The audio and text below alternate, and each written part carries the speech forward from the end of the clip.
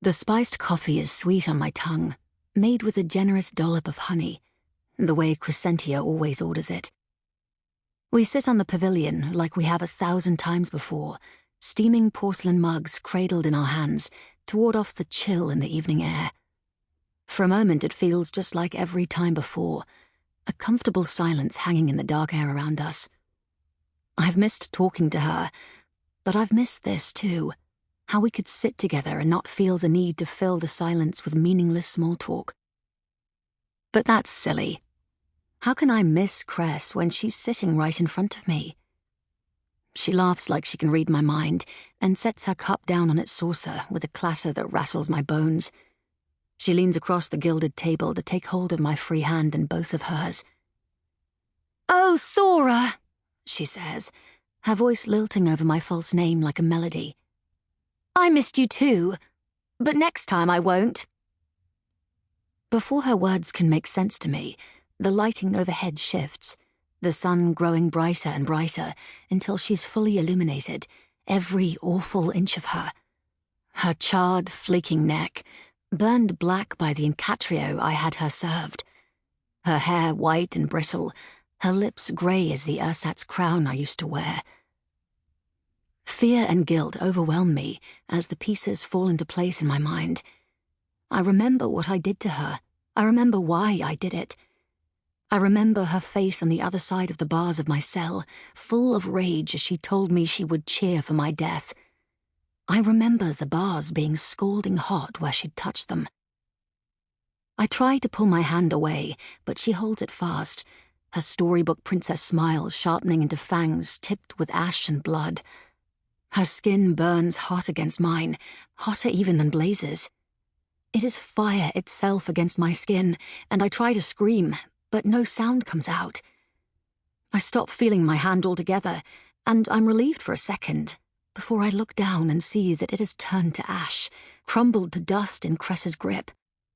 The fire works its way up my arm and down the other, spreading across my chest, my torso, my legs, and my feet.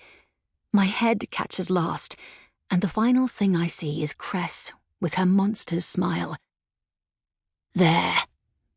Isn't that better? Now no one will mistake you for a queen."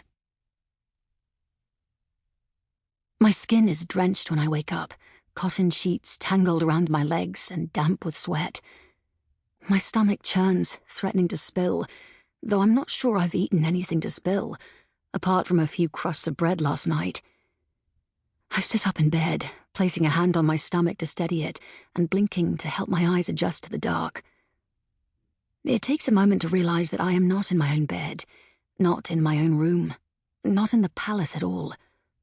The space is smaller, the bed little more than a narrow cot with a thin mattress and threadbare sheets and a quilt. My stomach pitches to the side, rolling in a way that makes me nauseous before I realize it isn't my stomach at all.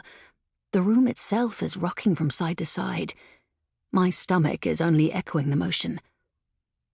The events of the last 2 days filter back to me. The dungeon, the Kaiser's trial, Elpis dying at my feet. I remember Soren rescuing me only to be imprisoned himself. As quickly as that thought comes to me, I push it away. There are a good many things I have to feel guilty about. Taking Soren hostage cannot be one of them. I'm on the smoke, I remember, heading toward the Anglemar ruins to begin to reclaim Estrella. I am in my cabin, safe and alone, while Soren is being kept in chains in the brig. I close my eyes and drop my head into my hands, but as soon as I do, Cress's face swims through my mind, all rosy cheeks and dimples and wide grey eyes, just as she looked the first time I met her. My heart lurches in my chest at the thought of the girl she was, the girl I was, who latched onto her because she was my only salvation in the nightmare of my life.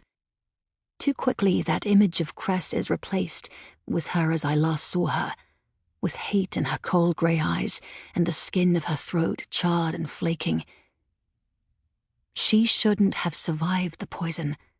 If I hadn't seen her with my own eyes, I wouldn't believe it. Part of me is relieved that she did, though the other part will never forget how she looked at me when she promised to raze Estrella to the ground, how she said she would ask the Kaiser if she could keep my head after he executed me.